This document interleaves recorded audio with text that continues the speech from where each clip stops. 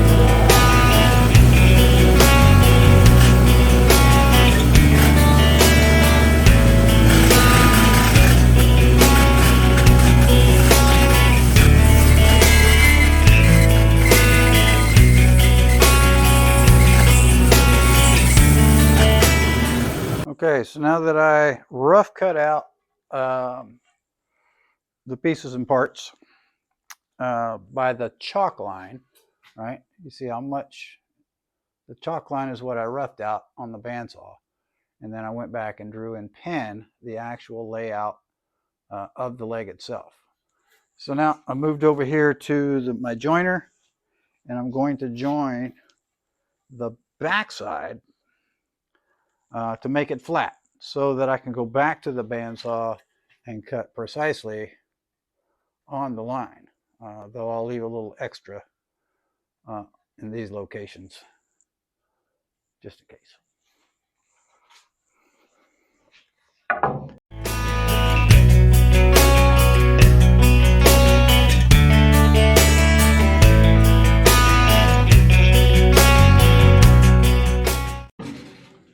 All right, so having the bottom side jointed flat, that ensures that as I cut to the line here on the bandsaw, that I'm cutting everything square.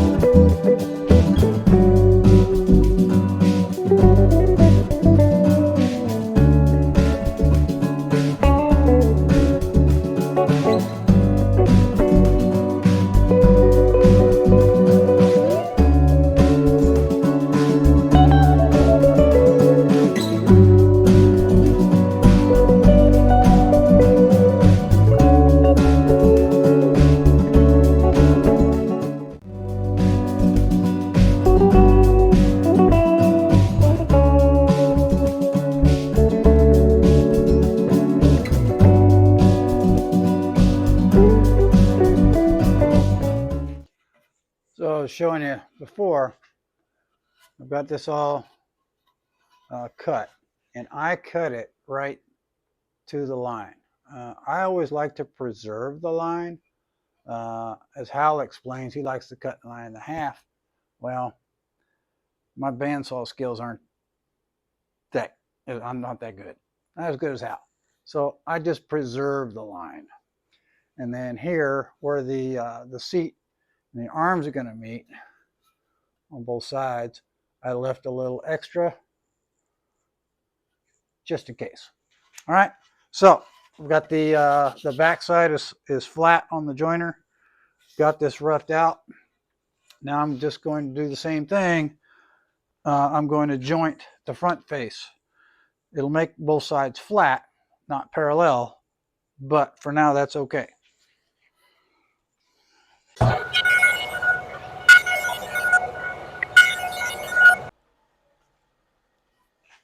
All right, and there we go. That's one. I'm going to do the other leg exactly the same way. Item number 2 on the checklist is the seat. And if you remember from episode 1, I had one board identified for the seat and some other parts, well, the headrest. And I did my layout for A, then B, and C and D. All right, my board is only 10 inches wide, so I can't do it with 2, so I'm going to have a 3-board layout. I marked A, I marked B, and then in this corner, I marked the rotation. So I took A and B, and I'm going to rotate them to face each other. C and D, the next board in the line, I did the same thing, C and D, and then I marked my square. Obviously, I'm going to rip this in half. Now, once I rip it, I'm going to take C and put it on this side so that the rough edge, the original edge, is to the inside. And D will go over here to A. The A side, again, the rough edge to the inside. I'm going to plane these edges, and then we'll be ready for glue up. But before that, I do that, I got kind of lucky in that. So these are 8/4, which is 2 inches. Well, mine are 2 1/4. And again, they've been resting here for nearly a year, and I've got a little bit of twist in that one and in my CD. So I'm going to go ahead and joint the face and get rid of the twist. Since I've got that extra meat, I'm going to go ahead and joint the face to get that twist out of it. Then I'll joint my edges, right? I'm going to plane my edges with a hand plane, get that perfect glue up after I run it through the joiner. I'll knock off this real rough material first on the joiner, and then I'll come back and hand plane each of these to get that perfect mating surface. That's these two, and then I'll do the same thing, obviously, with these edges. And then we'll move. Okay, so I got really lucky. I was able to surface both faces as well as both edges. And I still have 2 1/16 of an inch thickness on all my pieces. So it worked out really well. Next thing I've got to do is rip this one in half and then place them in the appropriate place. But I thought I would make a note here. So I did run the edges across my joiner, and I said I'm going to finish this with a hand plane. But in doing that, sorting out running it across the jointer, right? So I jointed a face, planed a face, jointed an edge, and then we rip, right, the opposite edge. Well, on the jointer portion of this, to accommodate for any variance in the fence, right, I did check for square, and it was square. But, you know, thousands of an inch can make a difference on a glue up. So what I did is I drew an arrow here and here, the direction that I wanted to pass this piece through the joiner. Noting that on the adjoining piece, the arrow is in the opposite direction. All right? What that does for me is if there is any indifference, any out of tolerance, we'll say, difference in my joiner, because I cut them opposite, that deviation will disappear as they mate together. And I did the same thing for this, where I'm going to cut it in half. I oriented my marks across the joiner opposite the faces that they're going to join. Hope that makes sense. All right, so when I glue these up, put them together, there will be a zero gap. It will be nice and tight. Of course, this goes over there, so under there. All right, so I'm gonna rip this in half, get them separated, and then I'll start hand planing in preparation for that glue up. Right on. Stick around. Okay, so now I've ripped C and D apart. C simply slides up right next to B, and then D transfers over here. Remember, we're keeping the original outside edge now to the inside over here. And there we go. We're ready for glue. Well, we're not ready for glue because we're going to plane all these so that our joints fit nice and tight. So here's my original book match corner, and then these are opposite. So now I'm going to draw. I'm using my chalk again. The old, what is it, the cabinet maker's triangle across these faces. Okay, this is the back of the seat. So over here is where we'll be notching out for the seat. And there we go. And then of course there'll be some up here as well. So there's our seat. So I'll hand plane all of these and then proceed to the glue up. From episode 1, I had laid out the 3 cuts that I needed for the seat, and then directly adjacent along the same board I laid out for this headrest. Now once I rearrange these, if you can visualize the grain of the seat, the way that we cut it, right? We did the book match in episode 2, kind of that book match effect for the grain, and our grain orientation is front to back in the seat. Well, in doing this, this coopering method for the headrest, the grain direction for the headrest will also be the same direction, front to back, or in other words, up and down. So same board, same grain with a nice natural flow top to bottom. All right, so A, B, C, D, E, and F. This was only a 9.5 inch wide board. So I simply ripped it in half at 4 3/4. That gave me that. And then I cut each block section at 8 inches. Right? So now all we have to do is rearrange it so that we get the best effect.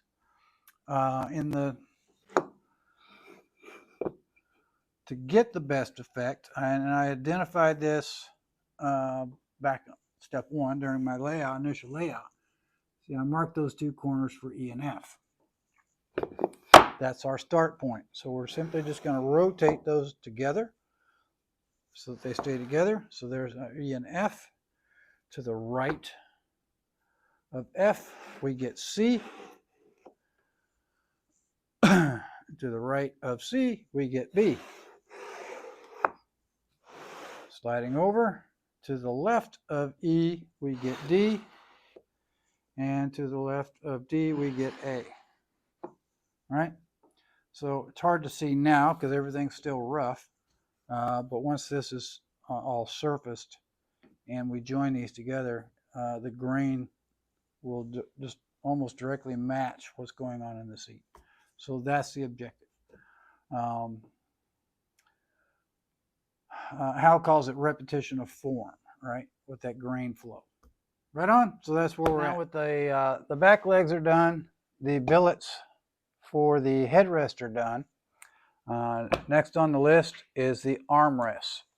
Now, I showed you earlier in my layout that I'd done everything in chalk, and the reason I did it in chalk was it's easy to erase, and it's a little bit wider. It gives me some extra meat to play with. Well, I discovered as I'm progressing through that my initial layout of the arms was actually backwards. I had both pieces. I fit both pieces onto this single board.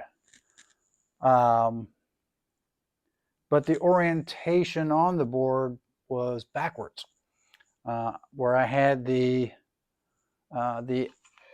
it this way.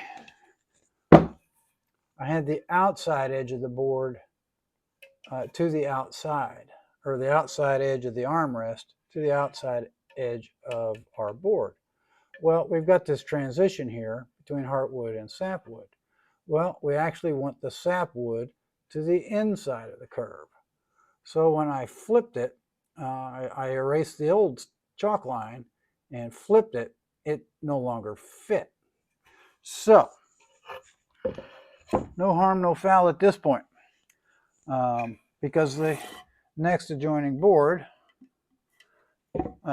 is where I had the front legs and with the adder. So, using my Sharpie, I redrew one armrest on the original board in the orientation that I wanted, and then went toe to toe, toe being the nose to nose, whatever you want to call it, did the flip to get the other one. So what does that mean? Well, it just means that I now have to move these three pieces over to the next board, which I had designated for the back billets. It's okay. I've got extra wood, so it's not a big deal. All right. So now I'm going to I've gone ahead and I jointed this one edge, and I've drawn it out in Sharpie this time, and then I'm measuring from my jointed edge out 5.5 inches, and I'm going to rip this on the bandsaw, both of these, and then for now we're done with it.